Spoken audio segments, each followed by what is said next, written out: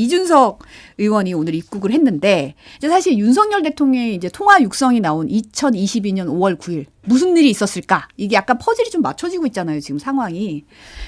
근데 그렇다면 이 새벽에 왜 새벽에 이준석 대표는 전 대표는 명태균 씨한테 경선해야 된다는 사실을 알려줬을까? 이게 좀 의문으로 떠오르긴 하거든요. 기자들이 오늘 입국한 이준석 의원한테 기자회견에서 물어봤는데 이제 간이 기자회견이 아예 열렸더라고요. 그런데 대답이 그걸 확인할 수 있는 메시지가 남아있지 않다. 명사장 본인이 대통령에게 얘기해서 공천받는 걸로 알고 있어서 그거 아닌 것 같은데 공간위는 전반적으로 일상적인 절차로 진행한다고 들어서 잘못 알고 있는 것 같아서 전달해 준 정도라고 했더라고요.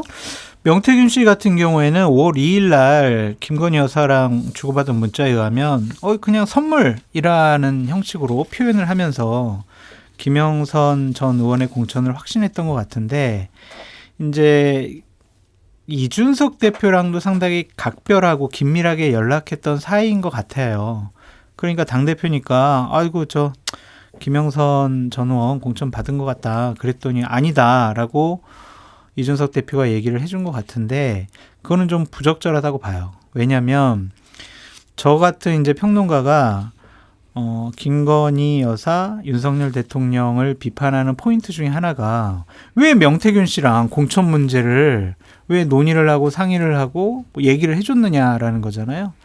아무리 각별했다고 하더라도 이준석 대표가 명태균 씨에게 경선이네 아니면 전략이네 단순해 이런 거 얘기해 준 것 자체가 좀 상당히 부적절하고 잘못됐다. 그렇게 볼 수밖에 없어서 이 부분만큼은 이준석 대표가 당시 여러 가지 자료를 찾아봤는데 없다.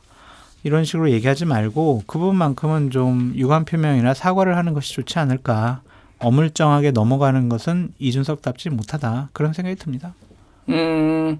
이준석 의원의 이제 장점 중에 하나를 제가 뭐를 보냐면은 뭔가 이제 사건이 있으면은 본인이 이제 정확하게 해명하지 않더라도 본인이 해명할 수 있는 한도 내에서는 빨리빨리 피드백이 온다라는 거예요. 그러니까 본인도 본인한테 유리한 것과 불리한 것이 있으니까 불리한 것에는 침묵을 하고 유리한 것에는 좀 더 얘기를 하겠죠. 그건 정치인으로서는 당연한 건데 그러니까 이 부분이 저는 이게 이준석이 참 예전에 이제 윤석열, 이준석이 운명 공동체가 됐구나라고 하니까 막 이준석 지지자들이 난리가 났어요. 어떻게 윤석열하고 같이 엮냐. 근데 지금 운명 공동체가 돼가고 있어요, 실제로. 그러니까 이게 지금 윤석열 대통령이 만약에 이걸로 조사를 받거나 처벌을 받으면은 이준석도 처벌까지는 모르겠으나 정치적 타격을 피할 수가 없는 구조로 지금 이렇게 가는 건데 말씀하셨다시피 명태균하고의 관계는 어쨌든 인정을 안 할 수가 없는 정도로 그러니까 그냥 이게 예전에 명태균 씨가 이준석 대표한테 요청을 했다라는 거 아니에요. 김영선 줬다. 달라고 단수 공천 달라고. 근데 자기는 권한이 없다라고 저는 건 사실이라고 보거든요. 그러니까 다른 사람을 다 쑤시고 다닌 거잖아요. 그 중에서 가장 이제 김건희 여사하고 윤석열 대통령을 최종적으로 이제 가장 센 사람을 고른 거니까.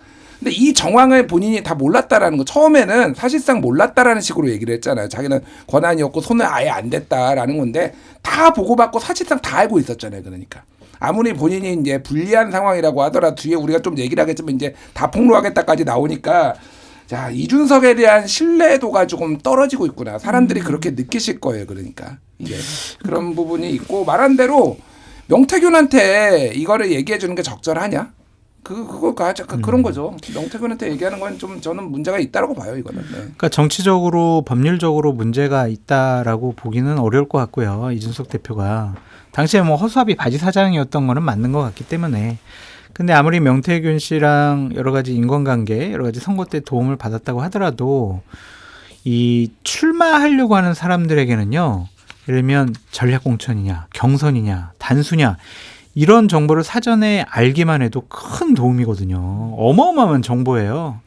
그런 것을 명태균 씨에게 새벽 0시 20분에 얘기했다는 것 자체는 어쨌든 그거 확인할 수 있는 메시지가 남아있지 않아요. 나 기억이 안 나요. 이런 식으로 넘어가는 것은 옳지 않은 것 같고 그렇다고 당대표가 윤상현 당시 공관위원장하고 하루 이틀 걸쳐서 계속해서 공천 문제와 관련해서 논의하고 여러 가지 얘기를 하고 또 당대표가 대통령 당선인하고 공천 문제와 관련해서 얘기하고 논의하는 것은 잘못됐다라고 보기는 어려울 것 같아요.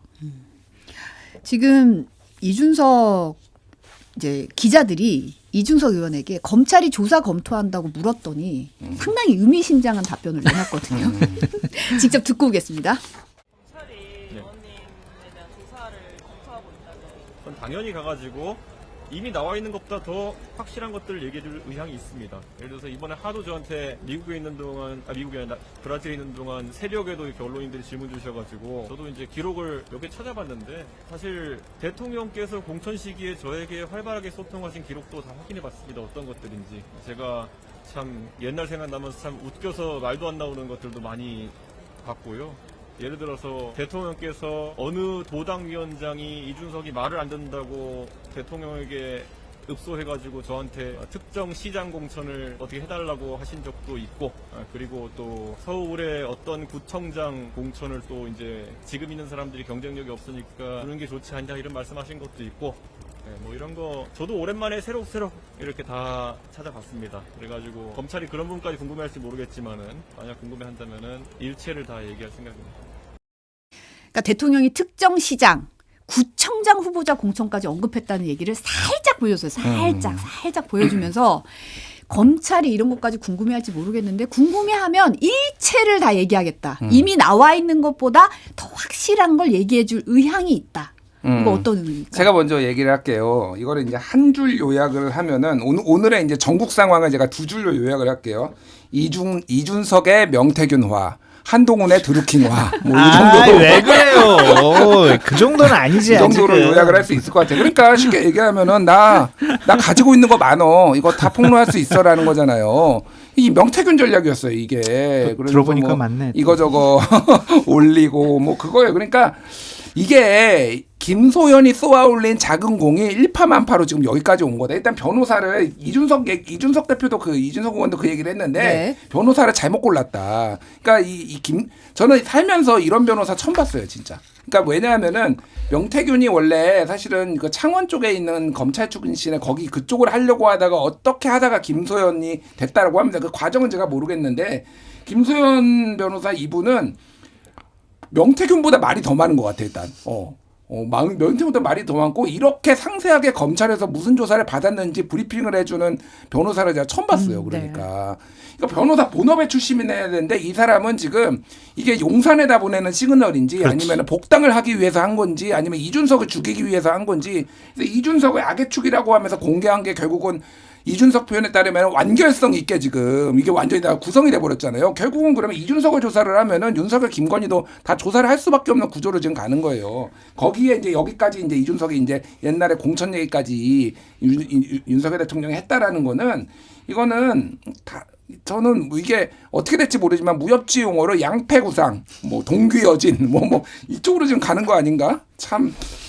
정치를 어떻게 이렇게들 다들 하는지 윤석열 대통령이 이준석하고 이렇게 많은 비밀을 공유를 했으면은 애초에 쳐내면 안 되는 거죠. 왜 이런 식으로 정치를 해가지고 그러니까 많은 분석이 나오는데 이준석 쫓아내면서부터 당 지지율 떨어지고 선거 연합 해체되고 지금 이게 부메랑이 돼가지고 지금 여기까지 온 거잖아요. 참 정치 참 무식하게 한다 진짜 그 생각이 듭니다. 그러니까 이준석 대표를 참고인 형식으로 조사한다고 하면 당시에 김영선 전 의원 공천과 관련해서 무슨 일이 있었는지를 알고 싶어하는 거잖아요. 그럼 이준석 대표로서는 당시에 대통령 당선인 윤석열과 어떠한 얘기를 했는지 그리고 명태균 씨와 어떠한 얘기를 했는지 그거를 얘기할 수밖에 없는 상황 아니냐. 죄송합니다. 근데 명태균 씨 거는 자료가 없다라고 했으니까 윤석열 당선인과 얘기 나눴던 것들은 자료가 있는 것 같아요. 이렇게 얘기하는 거 보니까. 그러면 타격은 윤석열 대통령이 더 많이 받을 수밖에 없지 않을까 그런 생각이 좀 들고요. 지금 김소연 변호사에 대해서 얘기를 하셨는데 이준석 대표가 악의 축이라고 표현한 것들은 어쨌든 김소연 변호사의 사적인 감정이 들어가 있는 것 같고 악의 축이 이준석이면 악은 누구예요 그러면은? 악은 그러면 윤석열, 김건희, 명태균인 거예요? 그러니까 저분이 얘기를 하는 게 과연 명태균 씨를 위한 거냐 아니면은 이준석 나빠요, 이준석 싫어요. 그래서 이준석 망가뜨리겠어요. 그거를 하기 위해서 명태균 씨 변호인 역할을 하는 것이냐. 저분이 얘기하는 것들이 윤석열, 김건희 여사한테는 그렇게 썩 도움이 되는 것 같지가 않아요. 명태균 씨를 옹호하려고 하다가 결정적으로 김건희, 윤석열 대통령이 공천에 관여했다라는 것을 또 입증해주는 여러 가지 얘기도 한 것 같고, 그래서 저런 분이 변호사하는 게 도움이 안 될 것 같다라는 생각도 듭니다. 그러니까 제가 보기에는요, 지금 그 명태균을 보호하려고 하는 게 아니라 지금 이준석에 대한 사적 감정이 제일 큰 것 같아요. 순위로 따지면은 이준석 1등, 그리고 김건희 보호 2등, 3등이 명태균인 것 같아요.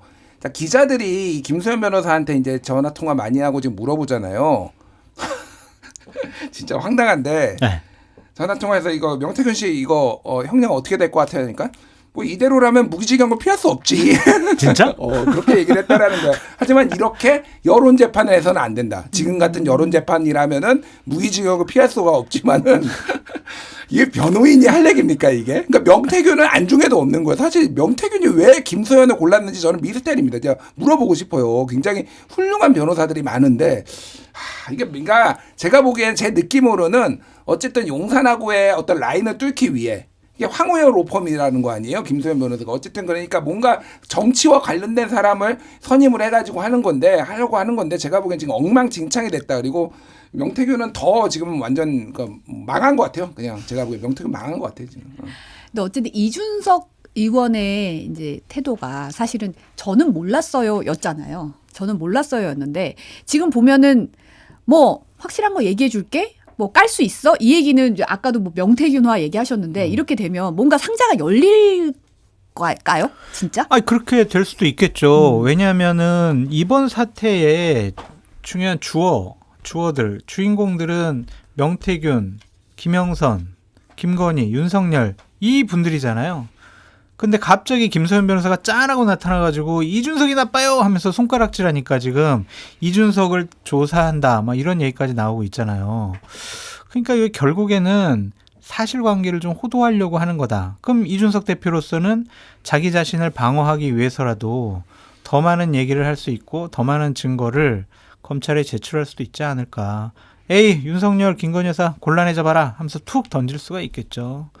그래서 이준석 대표도 명태균 뭐라 해야 되나? 명태균 사장? 그 사람들 씨 뭔가 이제 있는 것처럼 계속 얘기하는 거는 같은데 하여튼 보수파 진영이 이것 때문에 이제 망했어요. 이제 아유 창피해서 어쩔 줄 모르겠어요. 정말 이게 뭐예요, 진짜. 이러면서 어떻게 국정을 운영하는 여권이라고 얘기를 할 수가 있겠어요. 좀 창피해요. 지금 김건희 여사가 그 명태균 씨에게 건넨 이제 코바나 콘텐츠라고 적힌 돈봉투의 성격을 놓고 이제 명태균 씨가 MBC에 김 여사가 교통비하고 아이한테 이제 과자 사주라고 돈 준 걸 갖고 이러면 어떡하냐? 대가성 아니다라고 부인을 했다는 건데 액수는 기억나지 않는다고 했어요. 근데 강혜경 씨는 검찰에서 500만 원이라고 진술을 했거든요. 이 돈의 성격은 두 분 어떻게 보시나요? 김건희 여사가 평소에 이제 고마움을 느꼈던 분들에게 주는 그냥 정해진 격려금, 금일봉 성격이 아니냐 좀 그런 생각이 들어요. 그러니까 아까도 TV 화면에 나오던데 그 분도 김건희 여사를 만났더니 이렇게 좀 뭐 고맙다고 하면서 용돈을 주셨다 그렇게 얘기를 하더라고요. 그래서 정해진 액수 같아요. 그래서 뭐 이걸 가지고 뭐 우리가 이거 여론조사를 해줬으니까 3억 6천 대신 500만 원 먹고 퉁치자 뭐 이런 거는 아닌 것 같고 그냥 만나서 고마워서 그냥 챙겨주신 것이 아닌가 그런 생각이 드네요. 그러면서 저도 진짜 알았으면 가서 좀 용돈 좀 받고 그랬을 텐데 억울해요. 그러니까 방금 전에 TV 나오신 분이 누군지 되게 궁금해요. TV를 못 봐가지고. 있잖아요. 저 비공식적인 공직기강 비서관 있잖아요. 공직기관 변호사. 비공식적인. 그러니까 이 쟁점이 여러 개가 있는데 일단 시점이 강혜경 씨나 김태열 씨 기억으로는 이게 돈을 받으러 3억 7,500만 원 돈을 받으러 갔다가 500만 원을 받아왔다라는 거고. 그러니까 대선 이후. 그러니까 그리고 그 명태균 씨의 주장으로는 2021년 9월 경선이 시작됐을 때 뭐가 됐든 그러니까 저도 이 얘기는 들었어요. 그러니까 파다했어요. 사실은 여의도에 한남동 갔다 오면 500 꽂히더라 주머니에. 이 얘기가 뭐 너무 많아가지고 사실 그 주나보다 이런 생각을 했는데 시점 어쨌든 다른 것도 아니고 명태균한테 이 두 시점 다 굉장히 큰 문제가 되는 거죠. 그러니까 이게 그러면은 이제 만약에 대선 이후 그때 3억 7,500만 원 대신에 이제 500만 원 경력을 준 거면은 이거 가지고 500으로 일단은 뭐 미안하지만 이거 고생했어라고 주고 그 다음에 이제 김영선 공천으로 이어지는 이런 흐름이 완성되는 거고 2021년 9월이면은 이제 본격적으로 당내 경선이거든요. 네. 그러면 너 제대로 해봐. 뭐 이런 거잖아요. 그러니까 이제 파이팅 해봐. 이제 뭐 이 분위기가 되는 거예요. 그 이후에 근데 게다가 여론조사 조작을 했어.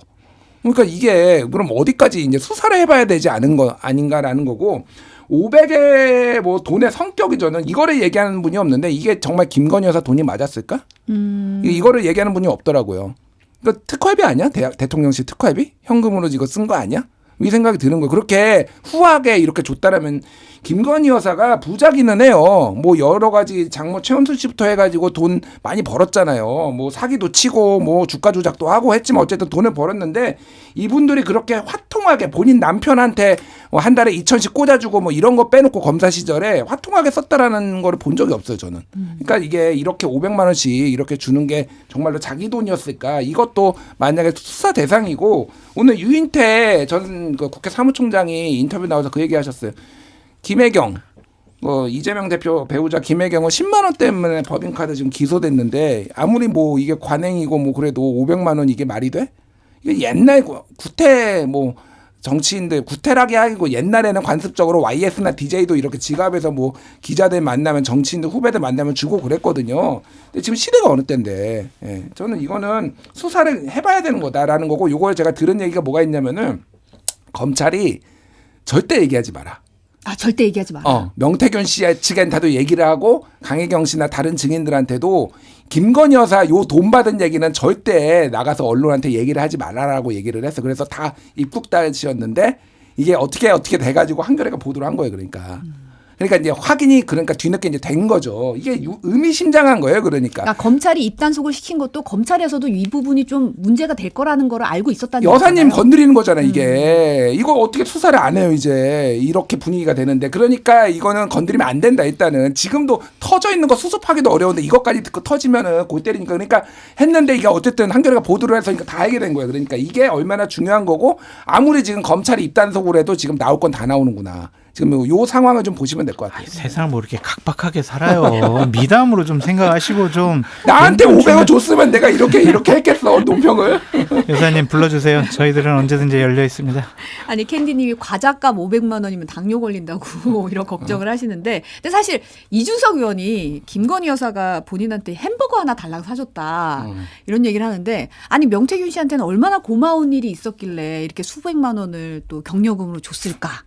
과자값이든 교통비든. 그 저한테 500만 원은 5천만 원의 그러한 느낌이 있고 뭐 김건희 여사한테 500만 원은 뭐 그냥 50만 원, 5만 원 정도 아니었을까? 그러니까 저희들이랑 느끼는 부의 가치가 돈의 가치가 좀 다르지 않을까? 그런 좀 생각이 들고 그러니까 이거를 만약 정부의 예산, 세금, 뭐 특활비 이런 거를 김건희 여사가 사용했다면 당연히 이것은 법적으로 처벌받아야 할 문제인데 코바나 콘텐츠 봉투에 넣어가지고 줬다라는 것은 본인 돈이 아니었을까. 그리고 확인은 되지 않지만 일설에는 윤석열 대통령 검사 시절에 김건희 여사가 금전적으로 상당히 뒷받침을 많이 해줬다. 그래서 뭐 돈 쓰는 것에 대해서는 그렇게 뭐 강팍하게 하진 않았다. 통 크게 하신 거 아니냐 뭐 그런 얘기도 있으니까 이 500만 원 문제를 갖고 여러 가지 추측을 하고 문제 삼는 것은 좀 과하고 무리가 있지 않을까 그런 생각도 좀 해봅니다. 아니 그러니까 뭐 그 통 크게 쓴 거는 남편한테 쓴 거예요. 그러니까 예를 들면은 그 특검 할 때 그때 한 달에 1,000만 원, 2,000만 원씩 술값 걱정하지 말고 그 수사진 고생하니까 뭐 이런 거는 다 보도로 나왔어요. 심지어 그리고 예전에 이제 본인 윤석열 검사가 좌천됐을 때 그때 변호사 하려고 그냥 옷 벗고 변호사 하겠다라고 하니까 끝까지 남아라 서포트 해줄게. 그러니까 강준만이 최근에 강준만 교수가 쓴 칼럼이 있거든요. 경향신문에 왜 윤석열은 자신의 비하할까. 여기에 기존의 언론에 나왔던 내용들 그런 것들을 다 이제 에피소드를 다 모아놨어요. 그러니까 돈을 남편한테 가족들한테 쓰는 거는 확실해요. 그러니까 김건희 여사가. 근데 이거는 제가 보기엔 투자라고 봤습니다. 솔직히.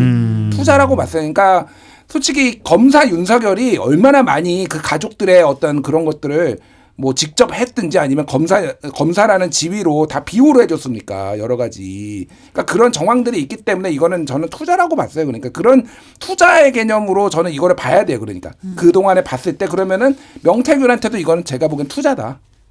투자? 네. 이 부분은 이제 검찰이 어떻게까지 밝혀내는지 좀 지켜봐야 될 것 같고요.